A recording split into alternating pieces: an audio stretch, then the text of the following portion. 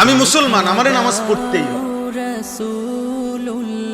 আমার যত কষ্টই হোক আমারে ফজরের নামাজ পড়তেই হবে, কারণ আমি তো মুসলমান।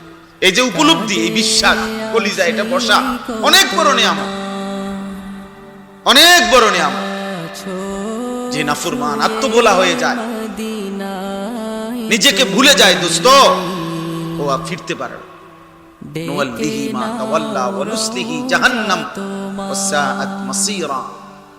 আল্লাহ বলেন আমার রাসূলের উল্টো পথে যে চলবে, আমার ঈমানদার মুত্তাকি মুমিন বান্দা যে পথে চলে তার উল্টো পথে যে চলবে, আমি আল্লাহ বললাম রাসূলের উল্টো মুমিনদের উল্টো পথে চললে, খোদার কসম আল্লাহ কোরআনে বলছে আমি তাকে ওই উল্টো পথেই চালাবো, আর এই উল্টো পথেই একদিন জাহান্নামে ফেলবো।